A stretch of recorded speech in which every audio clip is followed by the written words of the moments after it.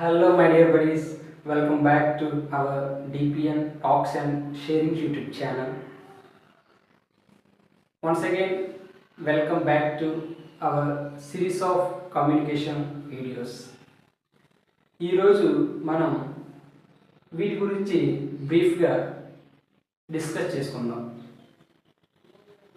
వీటి గురించి చెప్పుకునే ముందు ఒకసారి తెలుగుని ఇంగ్లీష్ని కంపేర్ చేస్తూ కొంత సమాచారాన్ని షేర్ చేసుకుందాం. అసలు ఈ తెలుగు లేదా ఇంగ్లీష్, కన్నడ, తమిళ్ ఇవన్నీ కూడా భాషలు. అసలు భాష లాంగ్వేజ్ అంటే ఏంటి? A language is a vehicle to deliver our thoughts, ideas, values, suggestions, like that. We have something in our mind, that's something we need to share to others to get some benefits. మనందరి బుర్రలో చాలా information ఉంటుంది, చాలా అవసరాలు ఉంటాయి. వాటిని వేరే వాళ్ళతో కమ్యూనికేట్ చేయడానికి మనకి వారిదిలా ఉపయోగపడేదే ఈ లాంగ్వేజెస్. చూడండి, కమ్యూనికేట్ చేయడానికి లాంగ్వేజ్ అంటే ఓన్లీ తెలుగు, ఇంగ్లీష్ ఇవి మాత్రమే కాదు. మీరు మగవాళ్ళు చూసారనుకోండి, వాళ్ళు దే కాంట్ స్పీక్. అప్పుడు వాళ్ళు they use some signs to communicate with others. So we are able to speak, that's why we can learn languages like Telugu, English. ఒక్కసారి మనం తెలుగు ఎలా నేర్చుకున్నాం అనేది గుర్తు చేసుకుందాం. When we come into this earth, first we started listening. మనం ఈ భూమి మీదకి వచ్చినప్పుడు ఫస్ట్ మనం వినడం అనేది నేర్చుకున్నాం. అంటే మన చుట్టుపక్కల ఉన్న వాళ్ళందరూ ఏదో భాషలో మాట్లాడుకుంటే అది వినడం అనేది మనం అలవాటు చేసుకున్నాం. తర్వాత స్కూల్కి వెళ్ళిన తర్వాత అక్కడ టీచర్లు బోర్డు పైన అక్షరాలు, వర్డ్స్ అనేవి రాస్తూ చెప్పడం ద్వారా వాటిని మనం నేర్చుకున్నాం. తరువాత కొన్ని రోజులకి మనల్ని కూడా బయటికి చదవమని వాళ్ళు ప్రేరేపించడం ద్వారా మనం ఈ వర్డ్స్ని, సెంటెన్సెస్ని, లెటర్స్ని నేర్చుకున్నాం. మనం ఇక్కడ గుర్తుపెట్టుకోవాల్సినవి 3. అవి ఏంటంటే, ఫస్ట్ చూడడం, సెకండ్ వినడం, థర్డ్ అనడం. చూడడం, వినడం, మాట్లాడడం అనే క్రియలు నెంబర్ ఆఫ్ టైమ్స్ చేయడం ద్వారా మనకి తెలుగు లాంగ్వేజ్ అనేది అనర్గళంగా వచ్చింది. అదే ప్రాసెస్ని మనం ఈ ఇంగ్లీష్ భాష నేర్చుకోవడంలో ఉపయోగిస్తే this English also we can learn. Let us discuss these things on the board. First చూడండి, ఇంగ్లీష్ మనం నేర్చుకోవాలంటే ముందుగా మనకి లెటర్స్ తెలిసి ఉండాలి. A to Z, ఏ నుంచి జెడ్ వరకు మనందరికీ వచ్చినవి కాబట్టి వాటి గురించి మనం ఎక్కువగా డిస్కస్ చేసుకోవాల్సిన అవసరం లేదు. కానీ ఇక్కడ మనం తెలుసుకోవాల్సింది ఒకటి ఉంది, ఏంటంటే the group of letters is called alphabet, not alphabets, it is alphabet. ఈ అక్షరాలను ఉపయోగించే మన ఇంగ్లీష్ తాతయ్యలు, తాతమ్మలు వర్డ్స్ తయారు చేశారు. So we don't need to give any names to any things in English. మనం కొత్తగా పదాలు కనిపెట్టాల్సిన అవసరం లేదు. వాళ్ళు కనిపెట్టిన లేదా వాళ్ళు తయారు చేసిన పదాలని మనం అర్థం చేసుకొని ఉపయోగించుకుంటే అవి మనకి ఉపయోగపడతాయి. ఈ వర్డ్స్ని ఉపయోగించి మనం సెంటెన్సెస్ కూడా తయారు చేస్తాం. సెంటెన్సెస్ తయారు చేయడానికి మనకి కొన్ని గ్రామటికల్ రూల్స్ ఉంటాయి, వాటిని మనం ఫాలో అవ్వాల్సి ఉంటుంది. ఇలా సెంటెన్సెస్ కంటిన్యూస్లీ జాయింట్ చేస్తూ మాట్లాడితే మనకు వచ్చేది speech. This is our ultimate target. మనకి లెటర్స్ వచ్చు, వర్డ్స్ పైన కొంచెం ఎక్కువగా ఫోకస్ చేస్తే సెంటెన్సెస్ కూడా ఈజీలీ మనం ఫామ్ చేయగలం.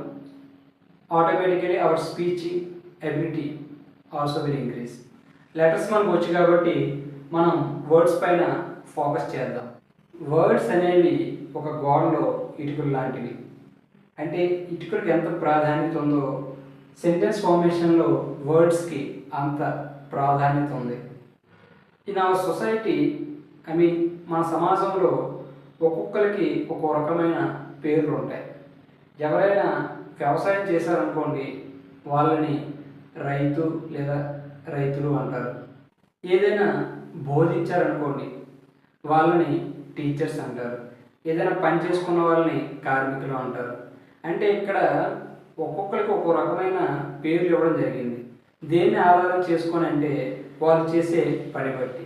అదేవిధంగా sentence is nothing but group of words. సెంటెన్స్లో పదాలు అవి చేసే పని బట్టి 8 రకాలుగా విభజించారు. వీటినే మనం పార్ట్స్ ఆఫ్ స్పీచ్ అంటాం. ఈ పార్ట్స్ ఆఫ్ స్పీచ్ 8 ఉంటాయి. మొదటిది నౌన్, నామవాచకం అని తెలుగులో అంటాం.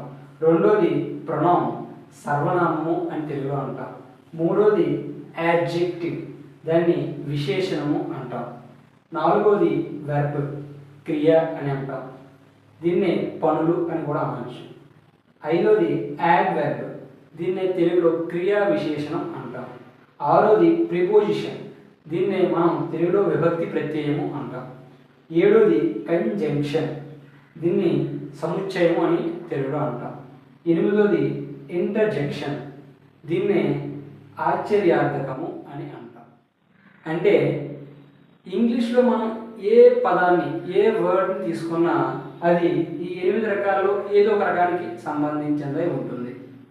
అందువల్ల మనం ఫోకస్ చేయాల్సింది ఇక్కడ ఏంటంటే వర్డ్ ఏంటి, దాని యొక్క స్పెల్లింగ్ ఏంటి, దాని యొక్క ప్రొనౌన్సియేషన్ అంటే దాన్ని మనం ఎలా పలుకుతాము అనే దానిపైన ఫోకస్ చేయాలి. నాలుగోది దాని యొక్క అర్థం ఏమిటి. ఐదోది అది ఏ రకానికి సంబంధించింది.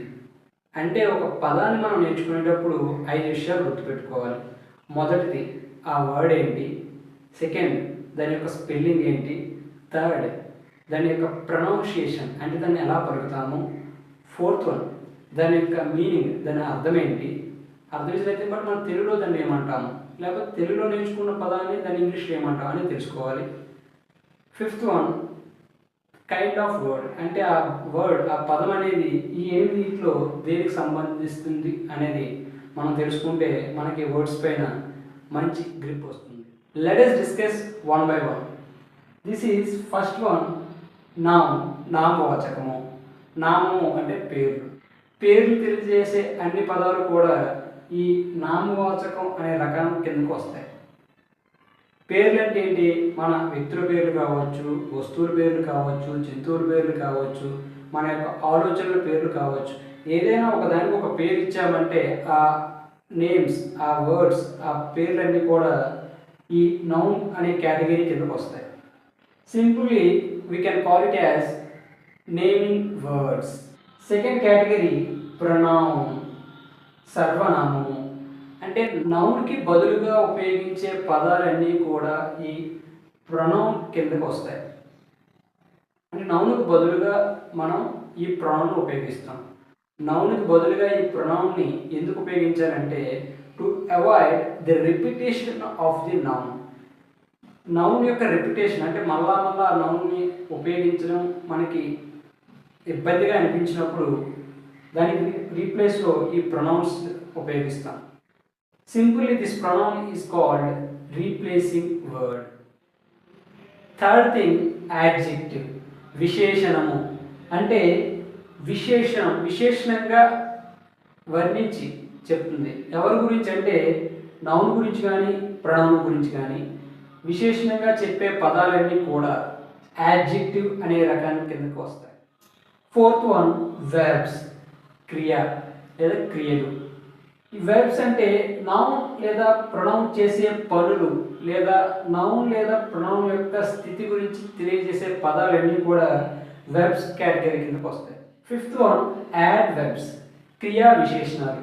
యాడ్ వెర్బ్స్, వెర్బ్స్కి కొంత మీనింగ్ యాడ్ చేసేవే adverbs. Sometimes adjective కూడా ఈ యాడ్ వెర్బ్స్ అనేవి కొంత ఎక్స్ట్రా మీనింగ్ యాడ్ చేస్తాయి. సిక్స్త్ వన్ ప్రిపోజిషన్, విభక్తి ప్రత్యయము. ప్రీపొజిషన్ అంటే ఈ నౌన్ లేదా ప్రొనౌన్ యొక్క పొజిషన్ తెలియజేసే పదాలన్నీ కూడా ఈ ప్రపోజిషన్ కేటగిరీ కిందకు వస్తాయి. Seventh one conjunction, సముచ్చయము.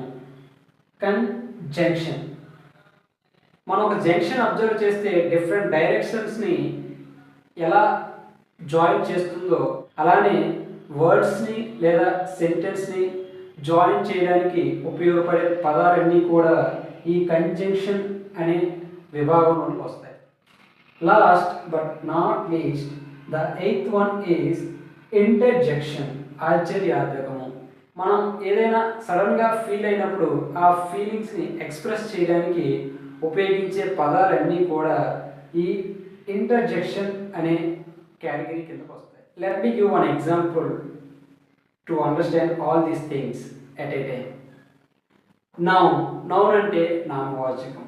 For example రాముడు అనే ఒక పర్సన్ పేరు తీసుకుందాం. ప్రొనౌన్ నౌన్కి బదులుగా ఉపయోగించే పదాలు.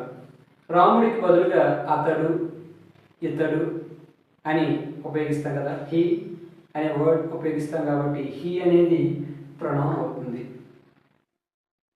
యాడ్జెక్టివ్ విశేషణం, రాముడి యొక్క గుణగణాలు. ఫర్ ఎగ్జాంపుల్ రాముడు మంచి బాలుడు, అక్కడ మంచి అనే వర్డ్, గుడ్ అనే వర్డ్ యాడ్జెక్టివ్ కింద వస్తుంది.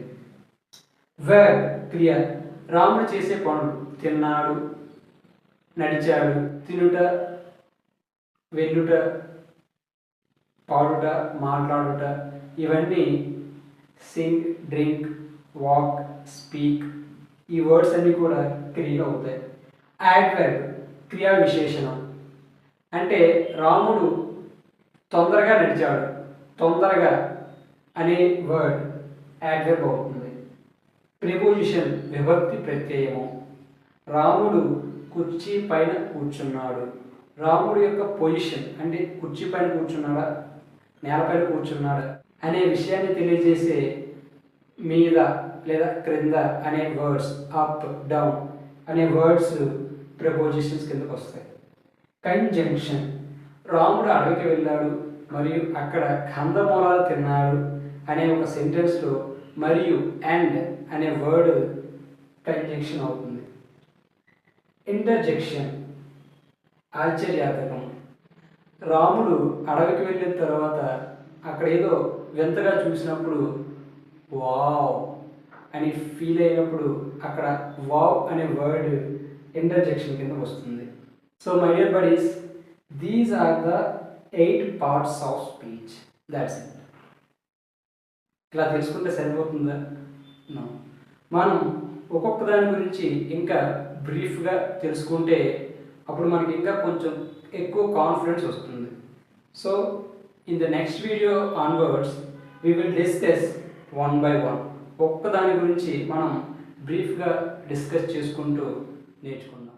స్టాలిన్ సినిమాలో మెగాస్టార్ చిరంజీవి గారు, మీరు ఒకరికి హెల్ప్ చేయండి, వాళ్ళ నుంచి ప్రతిఫలాన్ని ఆశించకుండా వాళ్ళని మరో ముగ్గురికి హెల్ప్ చేయమనండి, ఆ ముగ్గురిని మరో ముగ్గురికి హెల్ప్ చేయమనండి అని అన్నట్టు మీరు కూడా మన ఛానల్ని సబ్స్క్రైబ్ చేసుకోండి, మరో ముగ్గురు సబ్స్క్రైబ్ చేసుకోమని చెప్పండి, ఆ ముగ్గురిని మరో ముగ్గురు సబ్స్క్రైబ్ చేసుకోమని చెప్పండి.